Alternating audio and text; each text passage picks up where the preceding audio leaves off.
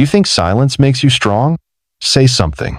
The colonel roared, his spit flecking across the polished floor of the hangar. Her silence answered him like a mirror. He raised his hand. And then bones broke.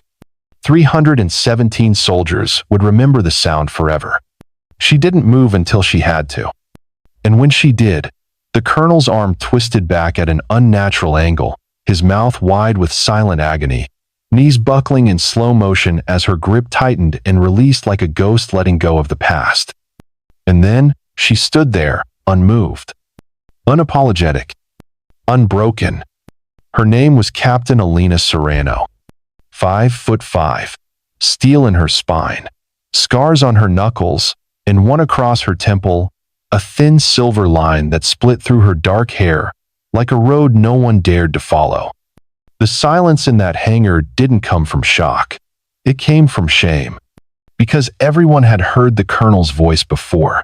The belittling, the insults wrapped in orders, the threats delivered with military legality but moral rot. The whispers that turned into commands, and the way he said her name like it was something dirty. Serrano. Like she didn't belong. But today, he didn't whisper. He screamed. And she did what no one else dared. The air in the hangar reeked of oil, sweat, and tension. Hot August heat clung to the metal walls, and boots scuffed nervously across the concrete. A formation of soldiers stood in perfect symmetry, outwardly proud, inwardly tight-jawed. At the front, the colonel stalked like a predator. And Alina? She stood apart. Not behind, not below, just apart. Her uniform was immaculate, her stance perfect, but her silence, that was what made her stand out. The colonel hated it. She was everything he couldn't control. And that morning, in front of the full 47th Infantry, he chose to humiliate her. Again. But this time, it didn't go as planned. They didn't know who she really was. Most of them had never read her file. The colonel had. And still, he thought she was weak. Because she was quiet. Because she was a woman. Because she refused to break ranks and flatter him. But her record? 6 tours. 2 silver stars.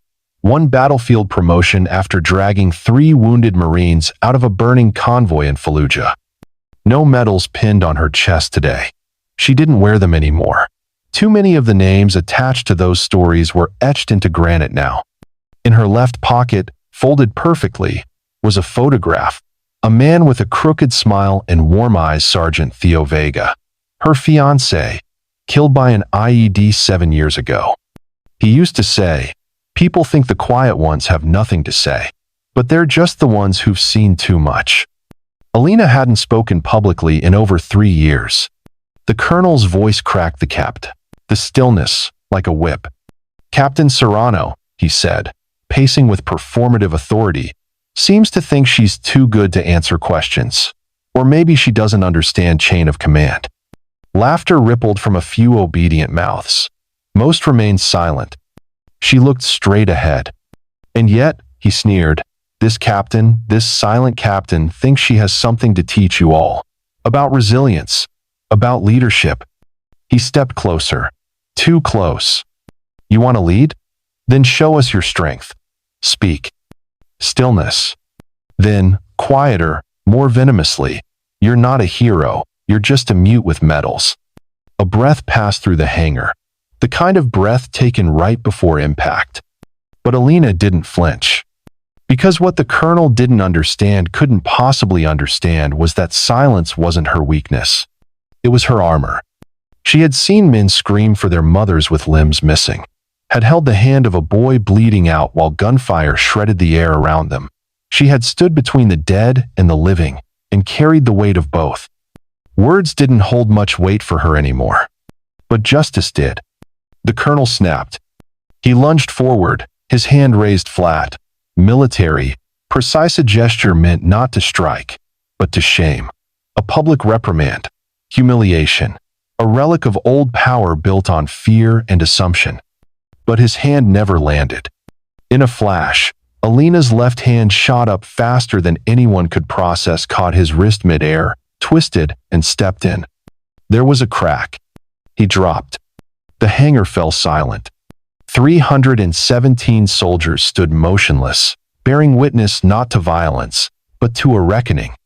He writhed, but she didn't look at him. She stared straight ahead.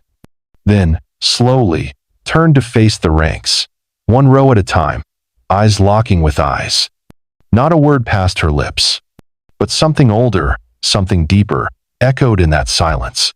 Real strength doesn't demand attention, it commands respect. No one knew who first said it, but the quote spread through the base like wildfire. Some said they'd never seen anything like it. Others said they'd been waiting for it. And one soldier, Private Malik Reyes, barely 20, would later write, "That day, I learned you don't have to raise your voice to raise the standard." The fallout came fast.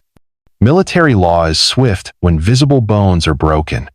But the truth was clearer than the colonel's record.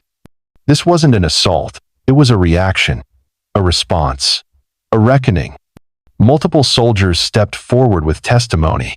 Quiet ones who'd been dismissed, ones who had seen too much. The colonel had ruled through fear, but fear evaporates in the presence of dignity. The hearings were short. The consequences not just disciplinary, they were symbolic. Stripped of rank. Discharged. No ceremony. No farewell. Just silence. And Alina? She didn't speak at the hearing either. She didn't need to. 2 weeks later, the base gathered again. Same hangar. Same summer heat. But this time, no one stood apart. Alina was called forward. She walked through the ranks like a tide, steady, unstoppable, calm. And then, for the first time in years, she took the podium. No fanfare. Just breath. And then, her voice low, even, steady. Respect isn't something you demand. It's something you earn. And the quietest people you meet might carry the loudest stories. She looked up at the rows of soldiers, and for once, no one looked away. Never mistake silence for weakness. Some of us are just too busy remembering the names of the ones who didn't make it back. A pause. Then, and if you ever raise your hand to shame someone in uniform, make sure they're not stronger than you. It became legend. The moment the colonel fell. The moment silence won. The moment strength looked like restraint until it didn't.